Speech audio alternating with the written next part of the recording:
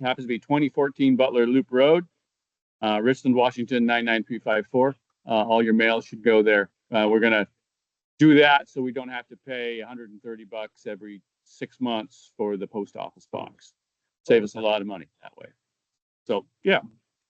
Also, I sent out the meeting minutes late this afternoon. Hopefully you had a chance to read them for last September. If you haven't read them yet, please feel free to go through them and send me an email. And if you've got some comments or want some changes. By the way, that's the best meeting minutes prep I've ever seen since. I'm trying to set the bar real high for the next guy. We'll talk about officer elections coming up. Yeah, right. I actually had a volunteer. Treasurer's report.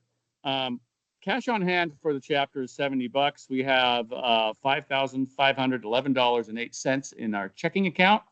So we have $5,581 total. Nothing major. Just $30 in. Had a member pay his dues last time. If you haven't paid your dues, please feel free to send me a check or pay me tonight. We're $30 for this year. I have finally, those of you who were looking at the roster for the past 2 months and hadn't noticed that your pay had been marked off, I got that all caught up. So please check and make sure. Ed and Greg, you paid for a long time and it had been left off. Apologize for that. Possibly Tom paid twice. He was the only one. But we'll get that all rectified. So no planned expenses through the end of the year and no other items. No reporting needs to come up. Herb. January, we have a chapter bill to EAA of about $550, $600. That basically covers the chapter insurance, insures the officers, has a little bit to do with Young Eagles. There's a factor in there. The club's a writer for Young Eagles. So anyway, that's the only thing I can see. And we're paid up through next summer for here, I think. We are. Yes. Okay. So what was that amount again? Let's just look at $600. Chapter renewal.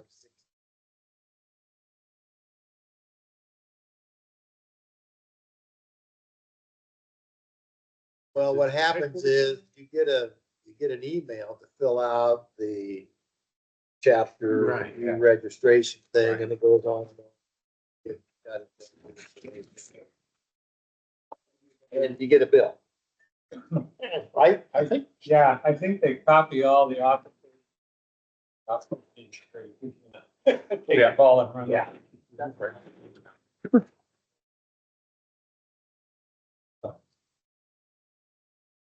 That's done. Once that's done, is done. Great. Any other items we need to come up money wise? Okay. Moving on down the agenda. The Port of Benton came out with some information about on last Friday about runway maintenance for Richland. And here's what they say. Pavement maintenance contractor at Richland Airport has nearly completed the work on the project, and the airport looks brand new. It actually looks pretty good. It does. The contractor will return in a few weeks to perform the one outstanding item to put a final coat of paint on the runway, including phosphorescent beads for reflectivity.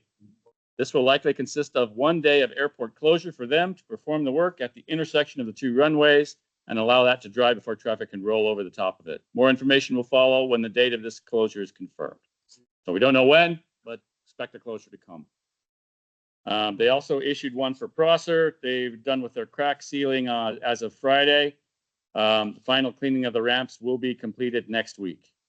It isn't a complete pavement rehab, but they're waiting on a temporary fix from the FAA for funding. It's a temporary fix while they wait for FAA funding. And here's the printouts, if anyone wants to read through them. But look at their beautiful pictures. Do you think the runway would be totally closed? Do you think they'll allow short field landings? If it were me, I'd probably close the runways. Yeah, because some Yeah. will screw up. Some will screw up, Some will yeah. screw up. That's Yeah. They probably know how to survey the flags. Exactly, Well, yeah, that's exactly. true. Here comes the Okay. rain. Hey, Paul. I Come. noticed runway 26.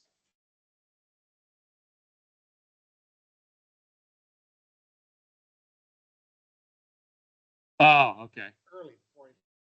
Oh. I also had somebody land and went. Oh, wow. Oh. There's always one, isn't Yeah. there? There's nobody else around. Okay, next, our usual hangar reports. We'll pass on that. We've got a special presentation today, like how I live the life as a aviation junkie by Greg Keyes, or Show Me the Airplane. Put it up. I have a cup of coffee. You want to see your slides? Yeah, I can. I don't know. I think I only got 4. I will do that. But this was brought about by the last meeting. A guy said he wants to get started building. You remember him? And I don't think he was here today. But I said, when I heard that, I said, well, I'll tell my experience. Okay. So I retired in November 1st of 2021. I was 65. I had to get the pension set up and everything. And then, but it was getting in toward winter, so I figured I better get going, because if I didn't do anything, probably December and January, it'd be, the weather would be lousy. I couldn't go. So I think it was first week in December. I decided to go on a trip, and I drove across the United States. The places I checked into was Rand's Aircraft, and there they make the S-20 and the S-21. Okay, and they're good airplanes. Just Aircraft. I called Kitbox. That was right at the end of COVID. And so I said, I'm coming through on Monday. Could I stop in and visit? Kit Fox is just down there, about a 4-hour drive. It's down by Boise. Okay. So if you want to, if you're thinking of getting a kit, go visit Kit Fox. But, you got to check with them on their terms. How much is a kit these days for Kit Fox? I don't know for sure. You'd have to check. Mine 5 years ago with the quick build wing and a couple other options was 27,000.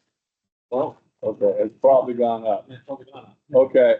The Rands, I think the Rand S-21, which is the aluminum one, was around almost 40, I think, when I went through it. So, and then I called Bearhawk. At that time, Bearhawk was supposedly in Austin, Texas. I thought, well, maybe I'll swing into Austin. But I talked to the guy. He said, well, the factory's down in Mexico. So I wasn't going to visit them. Vans is just down here in Aurora. If you've never been there, it's pretty easy to go visit them. And Cub Crafters is in Yakima, and they make an excellent plane, but they're not cheap, So, but I mean, if you're interested in building, go, try and go visit them and see the factory and talk to somebody. Okay. And I also went to Viking Aircraft Agency. So I took off. I drove a day, got to Kansas, I got up, spent the night in a motel. I got up the next morning and it was Randy and Michelle Schlittner. If you've ever heard of them or something. So I went and had lunch with them and toured the factory, and I didn't, I had my camera and I asked to take pictures, but when I was touring the factory, he said he didn't want me to take pictures, so I didn't take. So, but they were nice to talk to, and so I toured the factory, and Rand's makes a nice airplane out, and then I took off and I went to I think it's South Carolina. It's out in the middle of nowhere. I found Just Aircraft, and it's kind of like just it's not even on an airport. It was there, and but the guy was nice. I toured the factory. Do you have those pictures? I'm coming. Okay. I took a few pictures of the Just Aircraft factory. Okay. And then I drove down to Florida, and I visited Viking Aircraft Engines, and they were nice. Jan and Alyssa, I think it was. They were nice. I just talked to them. They just got its hangar isn't quite anywhere near this big, but he was doing his work, seemed to have his stuff. It seemed to be a decent person to talk to. And then I headed back. I think I spent the night in Texas, somewhere north of Dallas. Then I went up to, I had a friend I hadn't seen in years in Fort Collins, and I spent the night and visited with him. Hey, Then I Mark, took off across Wyoming, and there was Can a you storm see going the across shared Wyoming. screen It took me about of Greg 10 or speaking? 15 hours to get across Wyoming. Yeah, I was just in a long line of trucks and cars. so Hang I'll on a get the second. recording. So, Wait a minute, I'm gonna do. What time of year We got were you driving? First week in December. yeah, Okay. so I'll So, record it. and I give wanted to do send it the because I figured MP4 if I waited file. longer, So you it can would, have some I didn't things want that to be people driving can see. across the country in the middle Okay, of take care. December. You gotta turn, you gotta turn your Okay. camera on. So, and then, the thing, okay, that says I Well, did that. Okay, I'll let you go. You got to put down a big deposit, and they were both talking a year lead time, both Just and Rands. You put down the deposit, and they call you in about a year and say, "Okay, we can send you the kit. Put up the rest of the money." So I waited, and so in I think it was right around the Columbia River Gorge can get kind of nasty, in January and February. So I didn't go down, but I scheduled. I visited Vans in early March 2022, and I had a good tour. I didn't get a flight because the ceiling was about 1,000 feet. It would have been an instant. They said, well, you can wait around a couple hours and maybe it'll clean her up. But when so I ordered, I put down the deposit, and they were a lot better. The empennage kit was 3 to 5 months. The fuselage kit was 6 months. Now, for some reason, Vans usually goes with you order the empennage and then the wing kit and then the fuselage. But I was thinking, if I get the empennage, I can put the empennage on the fuselage, and I can work on the engine and also the avionics, the panel and stuff. So I ordered, that's fine. They let you do it. And so I ordered the empennage, and the empennage kit arrived, I think, around the 1st of May. So they were actually, they were beating what it could be to, 2 or 3 months. They got it to me. The fuselage kit, I think, I've got a picture of the fuselage kit. I went and picked it up. Okay. I just drove my truck down there, left early in the morning, drove down, you know, it was around right at the end of August, first of September. And they just put it in my truck. I strapped it in. Now there was the actual box. I have a picture. I said it's a Ron if you can find it. Okay, first of all, here's the, let me share it with the team. This is the Just Aircraft picture you sent.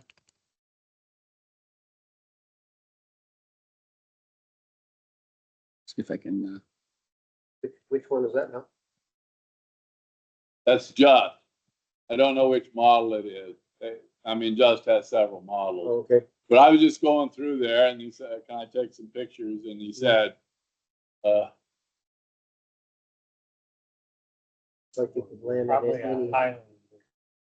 you could land anywhere with that thing. That's a high end. yeah, I mean, that's something to land in 200 feet on a sandbar. Oh, yeah, it looks like you. But that was what was there. Most people who buy Highlanders tend to do that. So and on sandbars.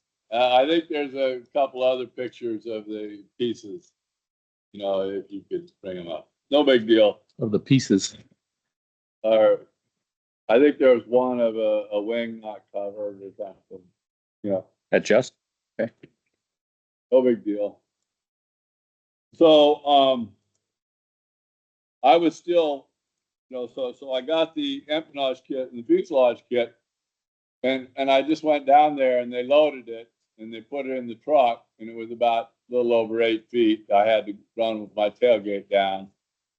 And then once you get the kit, you go out and you need to inventory it. They gave you 30 days to inventory it.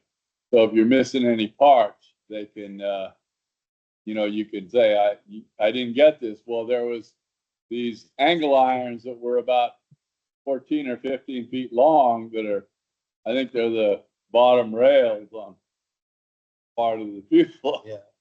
Well, I just went in and said, I'm picking up my fuselage. They gave me the one thing, but they forgot to put that in.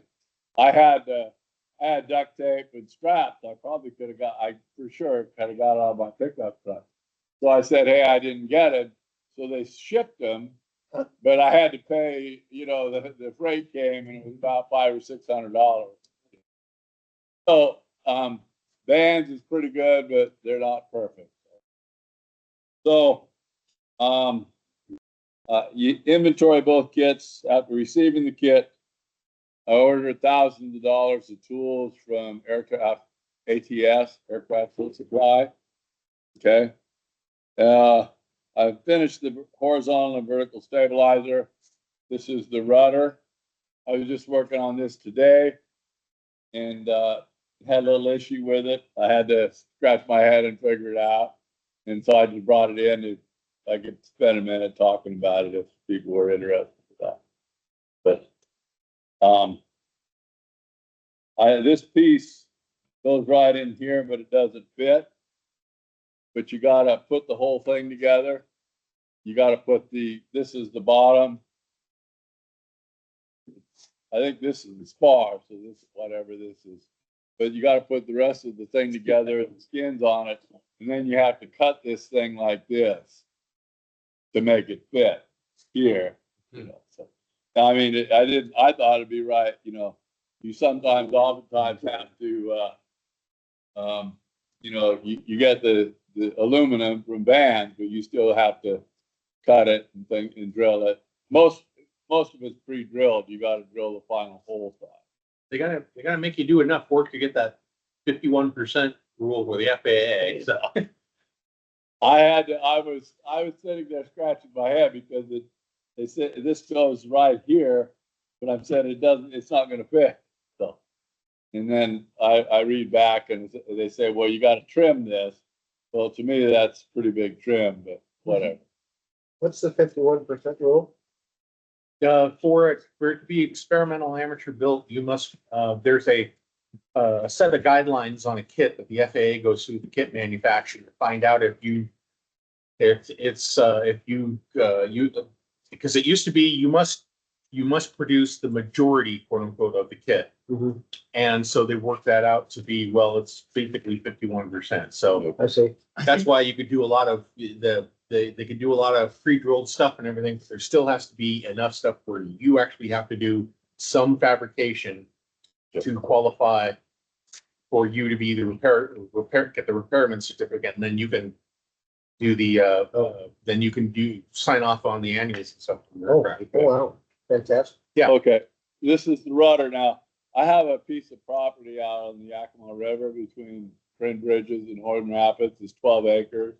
So I got irrigation. I got there's a lot of projects to do besides, working on an airplane. So I'm still finishing my shop. I was painting the exterior of the shop, things like that. So I'm, doing about half a dozen things at the same time. If I could just concentrate on it, it'd probably go a little fast. I don't know if you guys know it, but I graduated from the first graduating class of Hanford High School in '74. Okay. And I didn't have any money or know what I wanted to do in life, when I graduated and I was 18. So I worked for Metal Fab in West Richland as a structural steel draftsman. Okay. So, I was doing the drawings and stuff, learned how to do the drawings and stuff.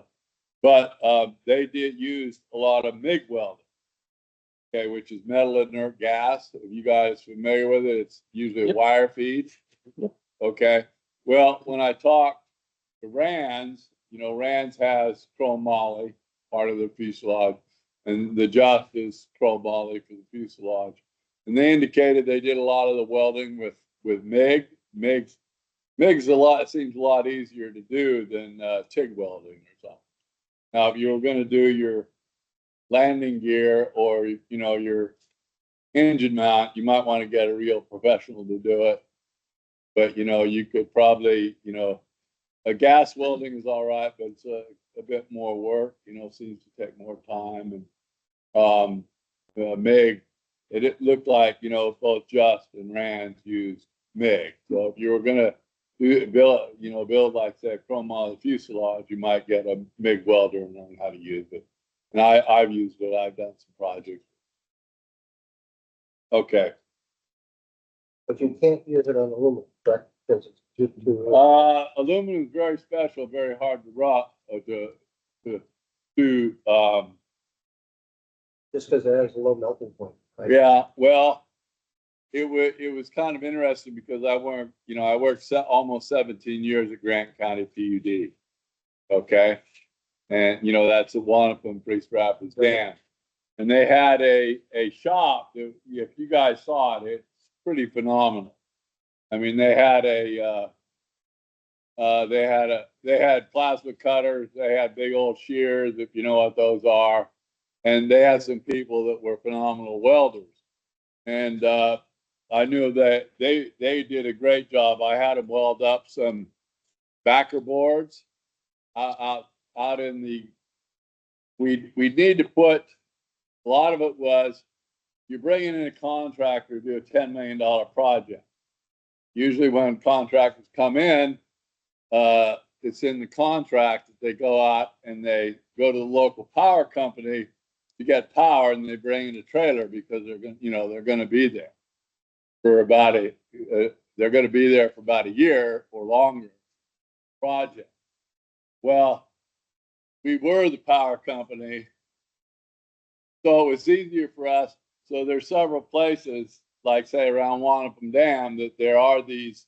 It's a backer board. It's aluminum, and they did a great job welding them out of aluminum. The craftsman did it. I did a drawing and said, work order or whatever, and they put it together. And then they mounted it, on, it had a base plate, with bolts, mounted it on concrete. And we'd put, like, say, a 200 amp panel, we'd feed distribution into it. Well, distributions with 13.2, 13.8, whatever. But, there'd be a transformer there that'd knock it down to 240, 120, 200 amps. and then the contractor will bring their trailer in, and that gives them power to the trailer. We'd also bring in a fiber optic cable, and the technician set it up so they could set up the phone. They had to contact with a phone company, but they could use our fiber to get into the net. Because that was one of the things that Grant PUD was doing, was if we put distribution power in the conduits, I don't know, you know, it's getting, I don't know if you all understand it, but they usually would run a couple 2-inch conduits, which are kind of yellow or orange, that they would pull fiber in. So we were running fiber all over the place for our communication. So, But they welded. Well, one thing about big welding aluminum, because you have a long tube, aluminum will go through the line and get its ground, so that's why they have a hand spool at the hand for aluminum, and they usually don't get to do anything less than 3/16 is better. so you sound like you're a welding expert. Well, I've looked into it just from an aircraft welding standpoint. Okay. But they don't do thin stuff. Of course, you're limited by alloys. I mean, it seems like if you really get into home building, being able to weld chromoly would be beneficial.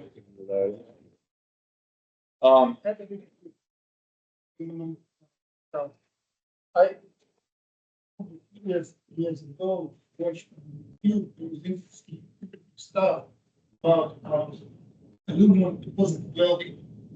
They used some special compound.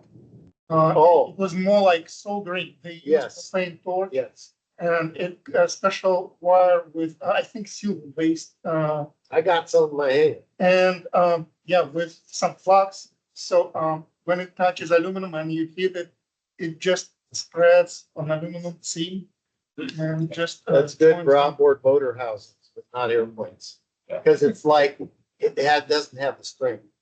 Okay, so another thing, if you're, building airplanes, I got an A&P license. I got an A&P license. I went to Big Bend for about a year and a half, from 1999 to 2000, and got an A&P license. But There you go. well, I'm not current, so. But the reason I said that is these are on these are the A&P handbook. You can download the PDF for free on the FAA website. Okay, so if you're going to build, it might not hurt to have one of these around. If you're, really going to get into it, that was the guy that wanted to build. So have those. I've done them. There's also this AC 4313 A and B. Okay. I'd recommend if somebody's gonna do building and have that. Herb, you gave me this. I think that's beneficial. Yeah. So, You can get that free from Aircraft Group, except you have to pay for the shipping to get it here. okay. So the other thing is, this book, Paul, have you understand this book?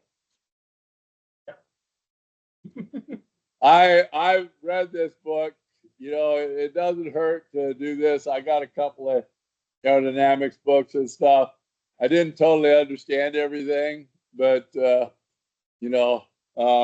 something like, if you're going to be a pilot and do some piloting and, reading and referencing this once in a while doesn't hurt. Okay. And I got a couple, more, I don't know if you know it. I've got a bachelor's and a master's in electrical engineering and a master's in chemical engineering. Okay. But, any chemical engineers here? Okay. Chemical engineering is about half mechanical engineering, pumps and piping and pressure vessels and things like that. So I was taking you know, a lot of the courses were mechanical engineering courses I was taking. So when this was in around 94, 95, when I was just at WSU Tri-Cities, the mechanical engineering prof had got his, one of the mechanical engineering professors at WSU Tri-Cities, Russell Westfall, his PhD was in aerodynamics. So he was offering a senior level course. It was ME 439 and it was in aerodynamics, and I took it and passed it okay. So I've got some aerodynamics books. This is I think this one would be good to start off. You know, it looks like Paul understands it totally. You're looking I thought maybe if this was for the Navy and the Marines, they changed it or a little on. fast mover, a lot less T factor and that kind of stuff. Yeah, but it doesn't hurt to be familiar with it or just to spend some time studying it. You know, you got to understand, you know, whether you can get in a bad situation flying, what to do about it, and things like that. Yeah. Okay. So that's one. And when I ordered the RV tool set, you went to Aircraft Tool Supply and ordered whatever their one of their things. You know, it's a couple grand or so. This book came with it, so you know if you know, I mean, you could go to ATS Aircraft Tool Supply in Michigan and order one of their toolkits, and you might get this. But you know, it doesn't hurt to have some of these books around. So that's why I brought them. Okay. Any questions, or did I cover everything? I think you covered everything. So Coverage. yeah, I'm pretty sure it's probably well, I'm sure that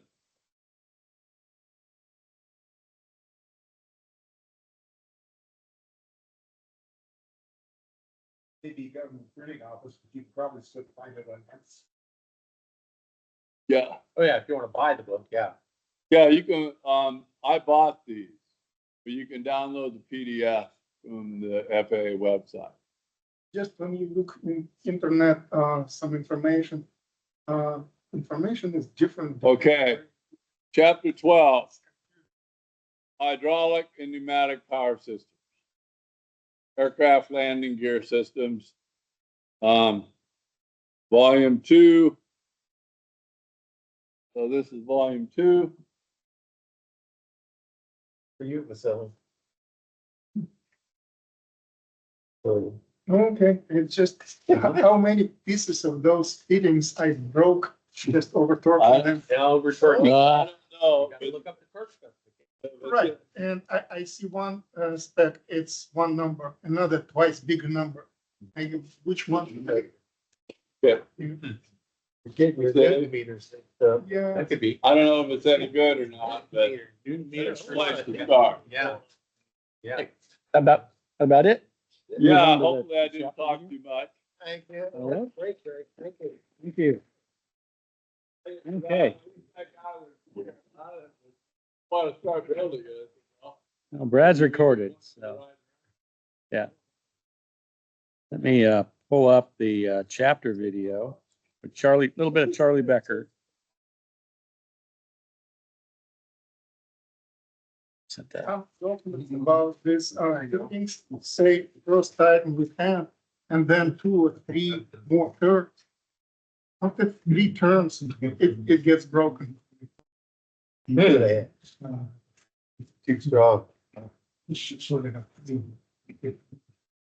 Y'all say hi to Margie Leggett. You see ML. She Look at that book. Yeah, that's easy. say hi to Margie. Yeah. Hi, Margie. And Margie will have to unmute herself. to respond. See if we can make Charlie Becker bigger. Go to switch to Charlie Becker. Yeah.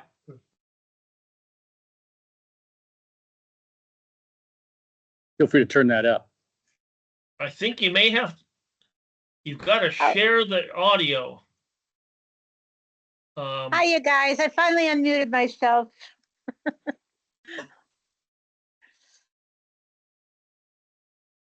Somehow the audio is not coming. If you. when Hey, you- Brad, Yeah, can you hear our audio? Thinking not. I can 'cause you're hear talking your over it. audio, but I do not hear Charlie Becker's. When you Well, 'cause I share the just- screen, you've got to share the audio portion of it. Well, I think we were hearing it, but you were talking over it. So Oh, let's, okay, no problem. Good luck. You have to stop sharing. Share. I'll reshare it. And Make sure you share the audio because the recording will not have the audio in it. very good. Very good. Thank you. All right. We'll rewind Charlie. All right. Perfect. Welcome to the October Chapter Video Magazine. I'm Charlie Becker, Director of Chapters here at EA headquarters. And as you know, we've been working on upgrading our Young Eagle Rally software. We've had a great program in place with, it was developed by a Young Eagle coordinator, Don White. He did great work getting this up and running, and we've worked with him for years to integrate this in and make it easier for you to hold rallies. And by far and away, most chapters have adopted the software. It is a great tool to make the rally planning and preparation and execution better.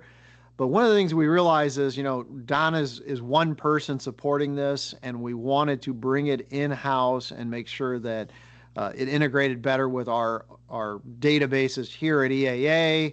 And we wanted to make sure that we had backup as well. So our IT department's been working with David Lighting on the Young Eagles front to rebuild the software and come out with the next iteration of it, 2.0 basically. And that is now, I'm pleased to say, ready.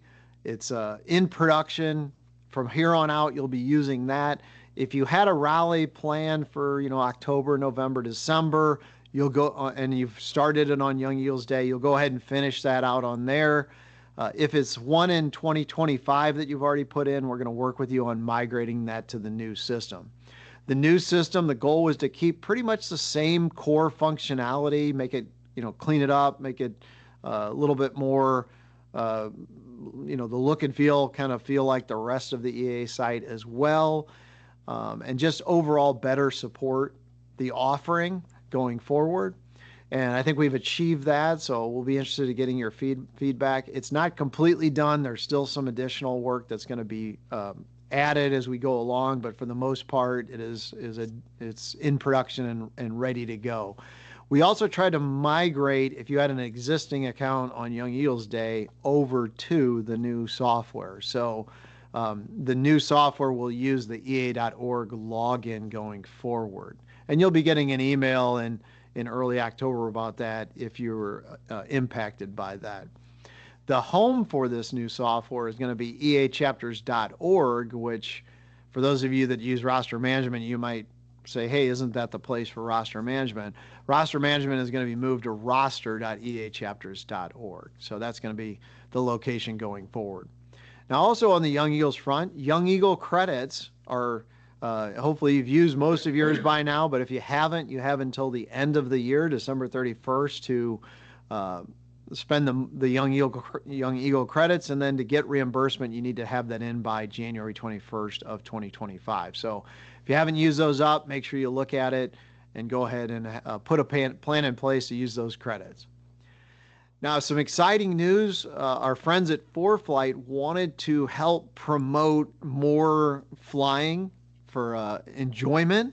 And so we've worked with them to provide our EAA calendar events chapter information to them. And now if you use ForeFlight, if you go under the More button, you'll see something called Discover. And if you click on that, you'll see all of the EAA chapter events going on around the country. And so that's pretty cool. It's a great way to get the word out about your events. If you're a pilot and you don't have anything specifically planned on where to fly this weekend, you can just use ForeFlight and see what chapter events are going on in your area. So from here on out, if you want to get your events listed, just add them to the EAA calendar and they're going to automatically populate in ForeFlight. So that's pretty cool. And I think that'll help get the word out even more about EAA chapters and all of the pancake breakfasts and other fly-ins that we hold throughout the year. Now, if you have elections coming up in November, now would be the time to form a nominating committee to recruit the next leadership for your chapter. So I'd encourage you to take that step if you haven't already. Now, over in the EAA Museum, I'm pleased to announce that we have a new aircraft that was donated. John Monette and Sonic's Aircraft donated the jet prototype JSX-1. A very innovative aircraft, has caught a lot of people's attention. If you've been to AirVenture, you've seen it perform in the air show, the night air show. So we're really thrilled to have the prototype in our collection. That adds to several other John Monette designs that we have on display in the museum. So a big thank you to them for making that generous donation. Now, a lot of people at AirVenture wanted to know what the latest was on Mosaic, which we had a lot of forums on, but if you didn't get to come to AirVenture, we are going to be holding a webinar on this topic, October 23rd. Tom Charpentier from our government office is going to cover that. And we're starting to talk about Mosaic being just Sport Pilot LSA 2.0, because once the rule gets codified, you'll never hear the word Mosaic again. So it'll just be Sport Pilot and LSA, kind of the bigger and better version. So if you want to know more about that, I'd encourage you to tune in for the latest. It is scheduled to be released in May of 2025 by the FAA. So we'll see if hopefully they can make that goal. Now, EAA survives and thrives based on the volunteers that contribute their time and energy to the organization. Just like at the chapter level, EAA is also highly dependent on our volunteers that make AirVenture a success and help us out year round to be a successful organization. And we like to recognize volunteers of the year each year. We have now opened the nomination for the Volunteers of the Year award. For those that are selected, they end up with a brick on Volunteer Park, which is right here at EAA headquarters, adjacent to the volunteer grounds. There's an awards ceremony each year. So if you have somebody in your chapter that has really made a difference for EAA in your chapter, by all means, please take the time to nominate them. We wouldn't be here without the great history of volunteerism that we have within EAA. So thank you for tuning in, and we will see you next month. Okay. There's a lot to take in. Yeah. It was a pretty good video. So. Now I have to kill it. Yeah, stop, Charlie.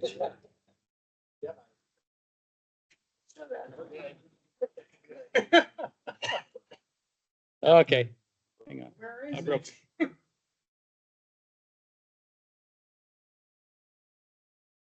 Okay, great. It opened on that one. Super. All right. We don't need to hear last month's, although we didn't hear it at the last meeting, but it was still good. So the others, we had the next on the event was an event calendar. I think there are many events going on. Charlie talked about how you can look for events in ForeFlight. Anybody know of events in the area? Go to? Fly in. Oh, there's the Oregon Pilots Association is this weekend, I believe. So in Aurora.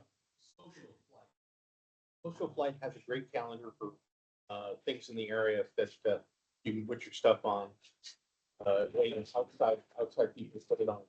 We've got EAA, but that's basically EAA stuff. Social Flight is everything else. Yeah. Comprehensive. Breakfast, Yeah. Hey, Ron, you want to share your camera again? Turn your Oh, camera back really? on? Okay, Yeah, we will. Hang on a second. no problem. Yeah, now. Well, let's make sure we can. And just turn your screen back over, I guess. Yeah, let me see if I Audio can flip or you. rotate your screen, but There it is. Woohoo, rotate the screen. There we go. Now you can see Herb's smiling face. Everybody else. Okay. Meanwhile, Christmas party planning. We're going to meet tomorrow. Oh, okay. Go ahead, Derek.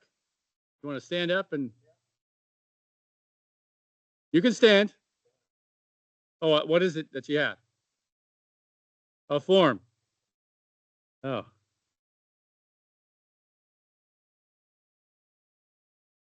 So yeah, pass that around and we'll get some signups on there. We need volunteers. Other needs. We had some trucks lined up. I offered my truck. I think Tom seemed had a truck and a trailer. Greg, it was the other one. I think. I have a flatbed trailer in my hangar that will tow easily and I can put tables on it, stuff like that. Trailer. Yeah, tables and chairs would be the big thing to try to get, right? Where are we having it? We're going to have it at Sundance on December 7th.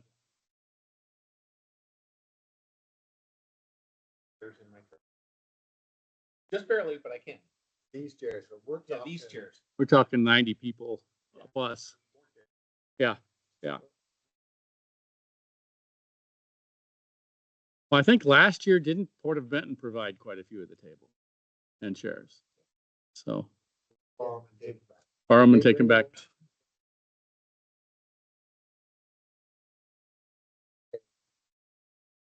Yeah. Have the organizational meeting tomorrow. Organizational meeting tomorrow, right? Okay. Let's see.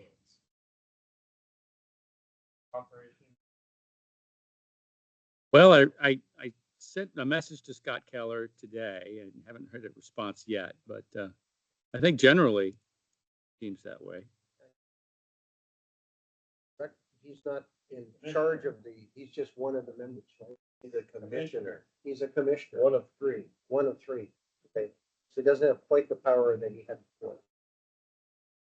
As executive director, he takes direction from the commissioners. Oh. He was an executive director. He wasn't. Okay, let me get back to The other guy's point. Yeah. There you go. Now I understand. yes.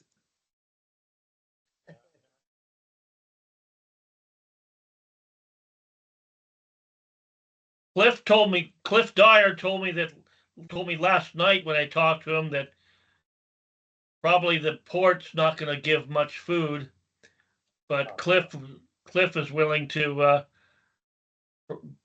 provide the meat since he's had a banner year. Okay.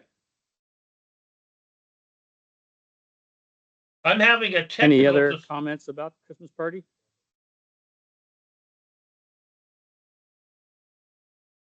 And then I think the rest of it was potluck.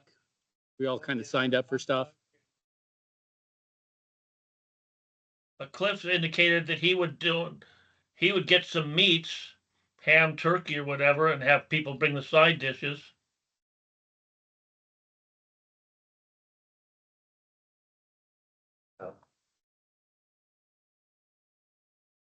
Okay. I'll pull up the VMC Club video. And everybody get a chance to read the question of the week for the VMC Club, question of the month. Remind you all, it's consider the yellow tinted areas on a sectional chart. If you are flying outside a yellow area, is that considered flying over sparsely populated area with regard to minimum safe flight altitudes? Isn't the darker area considered non-congested? Not the brownish You can breathe these. instead of yellow. It's just lighting at night. Depends on how bad of a area you make. The FAA will get down and figure out how dense they want to make the population below to get you. Yeah. So that's the answer, is that yellow tinted areas indicate populated places, but that does not imply that the areas not tinted yellow are sparsely populated. So that was their EAA answer. So, all right, I'll start the video. Brad, let me know if you can't hear it.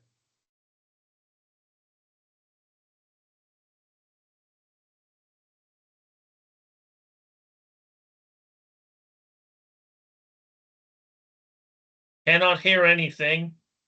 Okay. That means Margie Try this can't hear again. it either. And the recording will. won't have it, but if We you will want to, share that. yeah, Oh, let's look at Herb's feet. Got too many things in my hands here. Yeah, thank you. Appreciate it. There you go. Yee, smile, Herb. yeah, he just Nice. did that. All right, so we'll share. What we have here. Include sound. And we want this guy. We want it there. We want to rewind. Here we go. Perfect. Welcome to Hear the the VMC audio. Club meeting. Safety and proficiency through education and experience. Today's meeting, bad landing.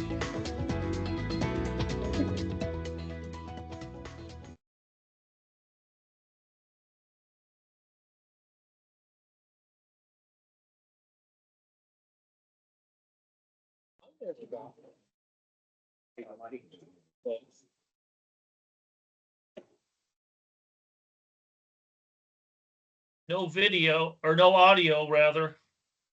Okay. It switched on me, so let's try Yeah. that again. There's got to be a better way. Just default to include audio. Some button on here. Oh, you're good. Come on, not there. You're going to be flying a rented Mooney Audio. 20F Executive equipped with KX-155 radios with OBS and slave DME, Narco 120 COM, Narco ADF, and an ADS-B. This airplane is a 4-seat retractable gear single that carries 54.8 gallons usable fuel. Equipped with a 200 horsepower Lycoming IO360 engine, the typical fuel burn in cruise is 12.6 gallons per hour with a cruise speed of about 155 knots. You're a private pilot embarking on a cross-country flight from Republic Airport on Long Island to Block Island Airport in Rhode Island to meet a friend for breakfast. The flight covers about 90 nautical miles and is flight planned at just about 35 minutes. Block Island has a 2,500-foot paved runway, 1028. Although the restaurant located at the airport is a popular summertime destination, the airport offers no fuel and no maintenance services. All that key Conditions along information. the route of flight include good VFR. The weather at Block Island is better than 10 miles visibility and scattered clouds at 8,000 feet, but winds are out of 180 at 8, gusting to 14 knots. The morning of the flight, you check the weather, update your flight planning, and file a VFR flight plan with flight service. The pre-flight reveals no problems with the airplane. Fuel was topped off prior to the flight, providing more than 4 hours of flight time. After boarding the airplane, you close and latch the door, perform the engine start, and verify that all systems are working properly. You get your taxi clearance and squawk code and taxi to runway 14 for departure. Your departure goes without incident and you switch over to approach for flight following to Block Island. Shortly after passing Montauk Point, you cancel flight following. At this point, you're about 13 miles from Block Island. Approaching Block Island, you tune the ATIS to discover the wind is almost a direct crosswind at 8, gusting 14, slightly favoring runway 10. Other traffic is using runway 10. You announce your position on the CTAF, indicating your intention to make a straight-in approach and landing to runway 10. The runway is much shorter than you are used to, and with the crosswind, you anticipate it will be a challenge, requiring good crosswind and short field technique. However, you're comfortable with your skills. On the first landing attempt, you're having a problem with the turbulence and crosswind, and make a go-around for a second attempt. On the second landing attempt, the aircraft drifts to the left and you hear a bang as you clip the runway lights. You push up the power and go around again. An airport worker on the CTAF announces to you that you have some damage and you've lost an antenna from the belly of the aircraft. You notice a distinct vibration from the engine, but it appears to be running okay. You debate what to do since you know you can't get any maintenance service on Block Island, but you're unsure of the damage to the prop and wonder if any damage was done to the landing gear. The crosswind at Block Island is a real problem, but the nearest airport with maintenance and emergency services is Groton, Connecticut, roughly 25 miles away over the water.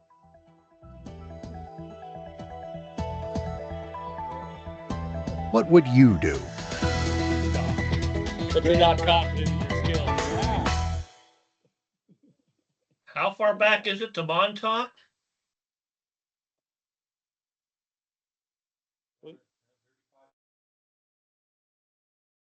Okay, there we go again.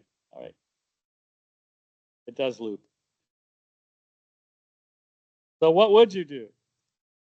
Brad, you'd go back to Montauk?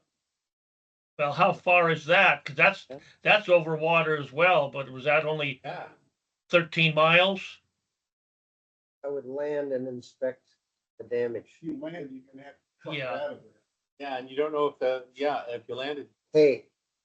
Yeah. You know, if the engine is indicating it has a problem and you're gonna have to go over water, you're rolling. It's a Russian roulette at that point. really small dice. Yeah. Really small dice. Do a flyby at the airport, see if anybody can see anything again at your landing gear at least. But a shaking engine, Convicted, you're gonna see on evidence you collected. So my theory is you retract the gear and land belly land. So you tear the plane up and get all the insurance. Yeah.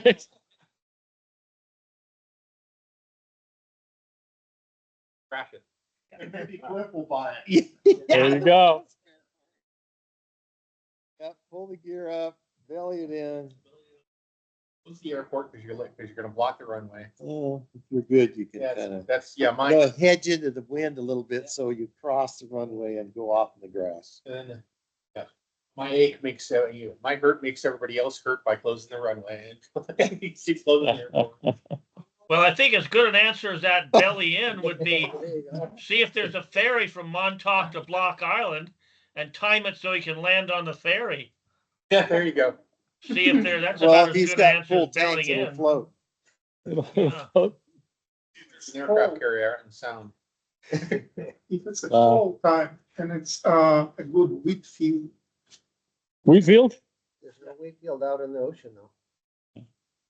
No, I like, you got motor overland, not overland. Yeah, put it down. They They don't- don't teach you to swim. Still, they don't give you an answer on the video. Yes, They don't. Seriously. They don't. Yeah, What land, would you land do? on Block But I Island think and good discussion. inspect. Not an easy answer, is it? Yeah. Uh, I think if you have a doubt about the integrity of the aircraft, it's way better to have an airport to land on the water. Yeah. Or trees. On the water, a field or trees somewhere.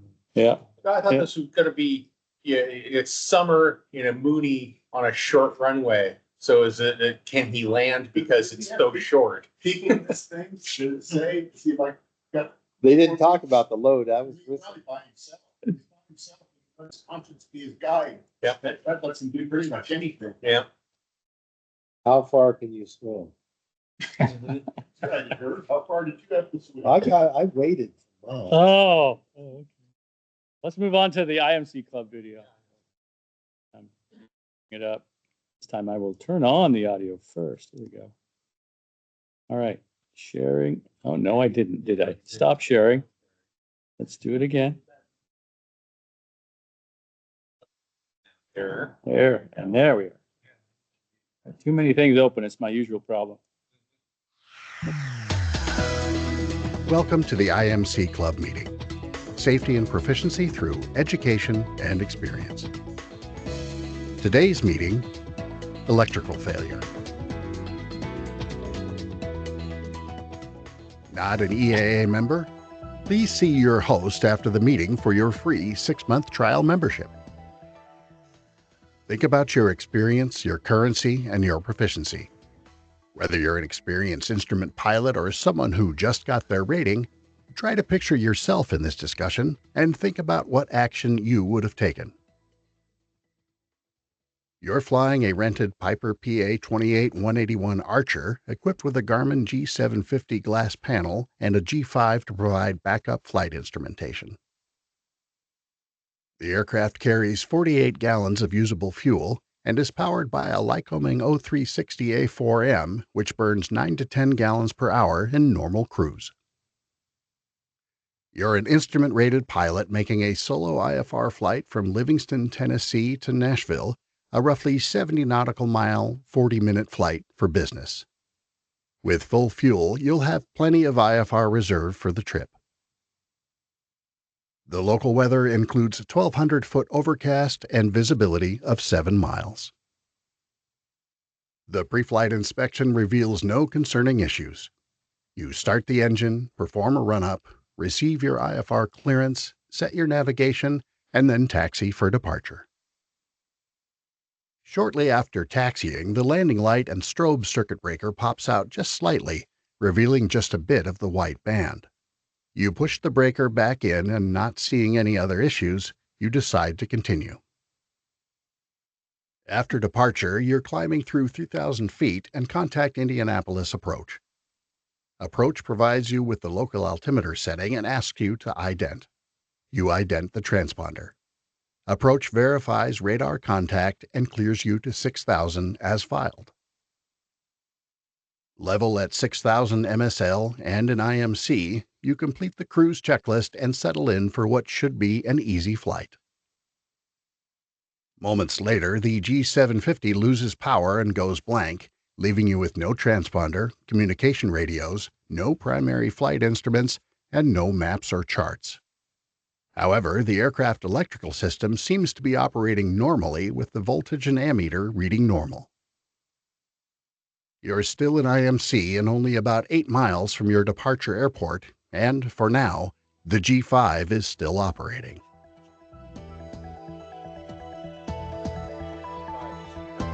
What would you do?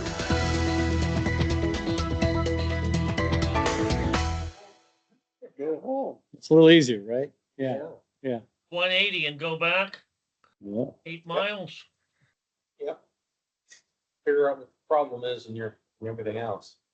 Yep. You got a G5, as long as you can get through the goo, then maybe you can get home. Yeah, G5 will do that. Did he say he lost his transponder, so he can't put a code in there? Right. Right. 7600.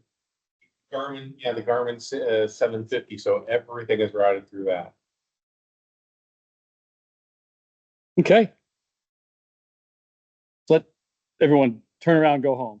You're only so far away. Yeah. So the question of the month, you're flying a light, you were talking about this one, Brad, on our phone call. You're flying a light twin-engine airplane with an inoperative right engine and are planning to land runway 22 with a right crosswind for landing. All other factors being equal, which direction would be preferred for the traffic pattern, left or right? Well, I thought about that one. Because I had to kind of look things up because I had no clue. Uh-huh. But if you lose the right engine, the left engine is going to give you yaw to the right side. Okay, it's the opposite. Okay, so because of that, you're going to be using left rudder already. So if you're already using some of the left rudder, and then you have to make a decision, do I do a left traffic or a right traffic?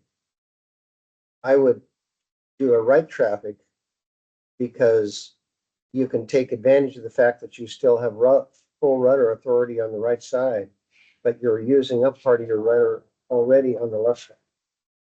But what's the old saying, Paul? You never turn into a dead engine. So it's, So that's wrong? that's wrong. Okay, that's just So you what I'm gotta, thinking. you gotta make all your turns to the left.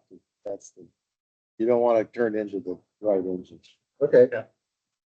Okay, And that was their answer.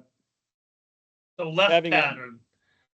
Yeah, Left traffic. yeah. And their justification was having a headwind on base means a lower bank angle is needed for the turn to final. But you know, it all boils down to a left pattern. Yeah. They also mentioned that preferred to make turns into the good engine. Yeah, but a flatter, a wider, in that case, a wider pattern would be better tank, so you have more gentle turns. There you go. so I'm dead. I know, I'm a single engine guy too, so. But when Well, very you're on interesting accident. final, you're gonna have to be turning into a turning. That's a good point. You know, Yeah, so Crosswind. that got a right crosswind. yeah. To You stay have to hedge a little bit. It's just like on your twin engine air coupe. exactly. Yeah. I'll make sure I do plenty of slips in the air coupe. Yeah.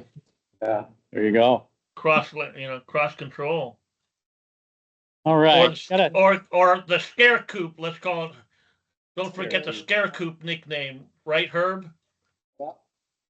I would look at it from different angles. So right engine fail, then by applying left rudder, you're crabbing to the right. So would be better to have crosswind from the right, so that would compensate your crabbing and make you more straight, maybe.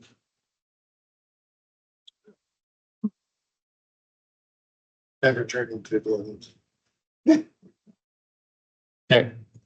Couple more things on the agenda. One is officer nomination. Yes, sir. We went over that. So the FR question was the yellow parts on the chart. Yeah. You were here for that. Remember? Yeah. Officer nominations. I've been secretary for 2 years. I've been treasurer for 1 year. Happy to stay as treasurer for a year. I wouldn't mind giving up secretary for someone who was eager. How do you feel about your role there, Greg, as vice president? I've been vice president, for 2 years. Yeah. So, You've been a president in training. You're really not vice president. yeah. President in training, but I won't become the president until I finish my aircraft. So that's why I keep. Well, so Greg will never be president then, so. We'll keep you as vice president. So I can say as vice president if everybody wants me, and I can, yeah. Well, I'm president, but you gotta replace her someday. Gotta replace her, yeah. He's He's no longer irreplaceable. local. Well, I'm willing to continue on in both roles next year. They're not a heavy lift for me. Greg, you'd expressed some interest in doing something. Yeah, I could be president. The bylaws say you can't be president and secretary at the same time. So, but I could be president treasurer. Came down to that. Yeah, well, you already have the signature authorities. Yeah. So, and if anyone else would want to serve, we're welcome to share the load. Please step right up. So, we'll have elections November, so we can get our charter in for the end of the year. We put an appeal out, Uh-huh. request for candidates. Request for candidates. You want to volunteer your friend or your enemy? Yeah. It's actually kind of fun. Kind of a worthwhile activity.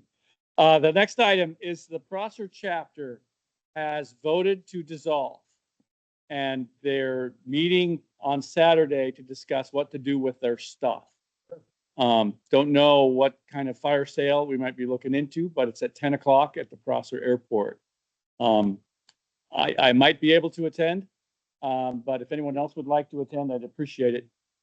Saturdays are usually pretty busy. I'm sure they're busy for everyone. Saturday at 10 at the Prosser Airport. Am I remembering correctly? Is it Bill Musselman that, He's gone. so, okay. What if some of his if some of his, equipment, as in, for wing repair Oh, I don't know. replacement? I'm thinking they're just thinking of their little clubhouse stuff. But Yeah, just a clubhouse, to transport the clubhouse here. Well, I think, isn't that owned by the port or the lease for it?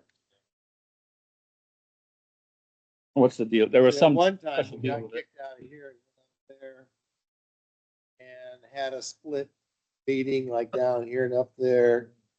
And the skydivers left or was kicked out. I don't know what happened, but anyway, we were given the skydivers building for 5 years while they did some planning and so forth by the port in exchange for that building site up there. So actually, the port owns the building and the land under which, so, you know, it's up to the port to do whatever you want to do Okay. with the building, but you know, there's coffee pots and, but you know, we got a hangar over here with 2 grills in it, and a bunch of roasters and stuff that we don't Quite a use bit of anymore. stuff in Yeah, the spare hangar. Yeah. Big barbecue. I think there's 2 barbecues, also that hand washing Mhm. center, you know, there's some stuff. So, More And- stuff than you'd want to haul. Yeah, actually. well, you know, we used to have at Young Eagles, when they had the big Young Eagles, we had a Yeah. pretty substantial breakfast here. Mhm. That was a big fundraiser for us. For, you know, it lasted us all year, basically. You know, make $1,000 plus our stuff. You know, we eat by. Yeah. So we have all that How many stuff. active members do they have? None, they want to And what's the decertify minimum or number of whatever. members for a chapter? I think they've already voted to dissolve. I think they just, they've already crossed that bridge. Yeah. Yeah, and from what I've heard, they have more of the same stuff you were talking about, grills and hand wash stations and things like that. Maybe some of those guys would want to start coming to our meetings. Well, that's another thing, you know, because when we, before they started, they split off from our Uh-huh. group, and maybe they'll unsplit. Right. So we ought to maybe invite them to Yeah. consider. coming to our meetings. Yeah. I mean, Bruce makes it here all the way from Pelotas, they should be able to find their way across. Sure. Maybe. And he's early. Any of Okay, you know so when the I last time they would- had a fly-in? I remember Oh, we used to have- 2010, they had 8 air coops in Prosser. That's probably why they quit doing so well. Yeah, exactly. Yeah, Air kill I- people say. I should have known that. Yeah, Multiply. They'll let anybody land there. yeah. All right. So, yeah, if you can make it, I will go ahead and attend, just as a presence. And I'll let everybody know what we find out, what they decide to do. They do have to donate their assets or their stuff to another EAA chapter. I think that's in their bylaws or, Oh. Yeah. Well, I know I gave him a bunch of coffee equipment, but I think it died. Commercial stuff, we closed the bakery.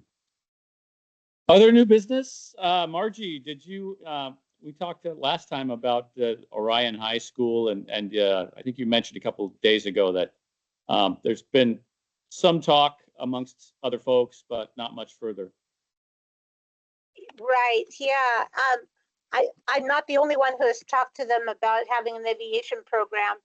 And I think they're still in the process of getting building built and not quite ready for curriculum. But I think that as we get a little closer to the finishing of the building, I think that they might be interested in doing something. Even having speakers come in, I think that was another thing that they were interested in. So I think we'll just kind of keep in touch with them, let them know we're still here, and be ready when they're ready. And we need to tell them about the AOPA curriculum that they have for aviation curriculum they have set up for high school. Yeah, I already have. Already Okay, have. perfect. Margie's on it. All right. Which school I have is some this? do business too. I wanna- It's a new vocational tech school they're going to build over in Pasco. And they call it Orion High School, named after the P3, not after the constellation, or the older Lockheed Orion. Yeah, That it could was be the a old. pretty cool old plane. I could see the school mascot. Yeah, yeah. Props. Props to them. Any Yeah, other new business? The school mascot is the aviators. The aviators. Yep, that's their mascot. Oh, they don't even have the building. They have the mascot. That's awesome. I love it. Yep. So, Lights off. but there you go. Yeah, Junior Bird. Ah. Not Air Force, right, Paul? Okay, cool. Any other new business? Go ahead. Want me to hold that while you talk? No, You talk with your hands. well, this has to do with Fred Porter passed away, and we're under negotiations trying to get the plane donated to our chapter, and could tie into a lot of things. But basically, the plane about 20 years ago was covered, and it's sitting in the hangar unassembled. So it's an assembly job rather than a restoration job. Still going to take a while. It's dirty, needs a bath. It's a Taylor craft, two place side by side. BD-12, Yeah, Charlie, no, Delta. -1. Oh. It's a pre-war BC-12. Oh. It has one door. One tank. I think it was one wind tank. I looked that up. I wouldn't know what the difference. I thought this one had two. Yeah. You know, you're 12 in the front, 6 on each side. Yeah. Okay. I thought it only had one in the wing. I don't have to look. Anyway, we may, and there's all kinds of things. A lot of plates in the air. The hangar itself is for sale, and I think Robert Blaine is interested in buying it. I don't know why. The roof leaks like a sieve and the doors don't work, but anyway, we can still get the plane out in pieces. So it's the old Richland Hangar Association from Chuck Baranaga's, Charles Baranaga. Yeah, behind on Butcher's side, second or third one in. It's unlocked. I'm gonna go look in. Yeah. But you should get this one. Put it. I'm getting to that. Okay. Thank you. Sorry. I had to answer some questions first. And that's where my story is kind of round, because if Robert Blaine buys it, he says, well, I'll leave the plane in here until you figure out what you want to do with it. Obviously, unassembled without the wings on. So there's lots of ideas that we could do with it, and it's something that we'll have to discuss as a club, whether we want to, use it for youth education or donate it somewhere else or sell it or whatever. And start a club. You would have to start a club. Actually, there's already a flying club. It's called in with the Porterfield. We can add, the bylaws, you can add another plane. So you could set up another plane under there, and but the present people have to go for it. So I'm no longer part of that, neither is Paul. But the bylaws do allow for them to have more than one plane. And sell it. Put the money in. Yeah, that's another way. So anyway, but the point is that we're pretty close to getting them to sign off on the donation. And in fact, I got some documents for you guys. Okay. You to sign. And then, we'll see what happens. I got a place to put it too, so. But we'll just give them a generous storage donation, but on no cash, just a donation to Robert Blaine if he wants to keep it in there until we decide. So Sounds good. we'll just see what happens. Anyway, that's going around in the background. And if we sell it, well, we'll have some money to fund some other things. Maybe we can Young Eagles gas or. Yeah, because that was in good condition, the way the prices are going, we could probably get 25,000 for it at least. I don't They think. might. They might. In fact, you could probably buy it and fly it till you get your plane going, and then you'd be all current and everything.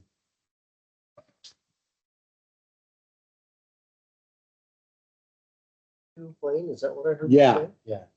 So who wants to be the good guinea pig to try to fly it? I thought the one nice. Well, they were, no, the BC-12Ds were.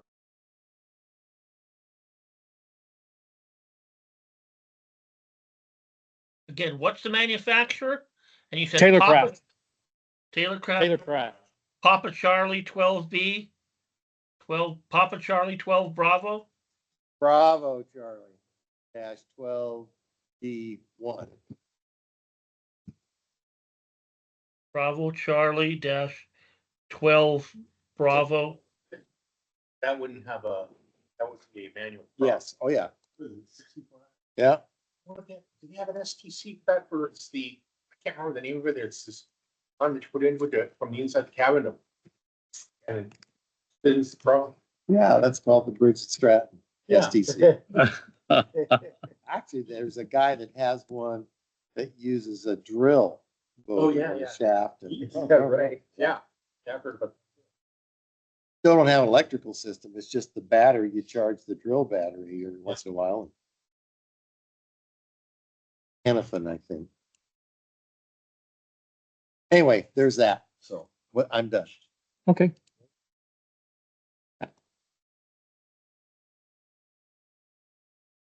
Something like that. It's got D windows. I think that's a BC-12D. Yeah. He squared up the back windows in a general shape. Yeah, that's it. There you go. It's got the little D. Little D windows like that one. Okay. That's a pretty little plane right there. Oh, it is pretty. It's even got wheel pants. Wheel pants. 60 horsepower, 65 horsepower. Look, there's a goer. No, Oh, 65. okay. Thank you, Herb. Any other new business? If not, we'll go ahead and we're running a little late, but we had a great time Yeah. and give you the evening back. Thanks for phoning us up, Brad, and good to see you. And Margie? good to hear from you, Margie. You didn't share your TV, but that's okay. Next meeting. Next meeting is the third Thursday of November, which my calendar says. Thanksgiving. Is that Thanksgiving? No, it's before. I'm just 21st. Thank you. Brad's easy.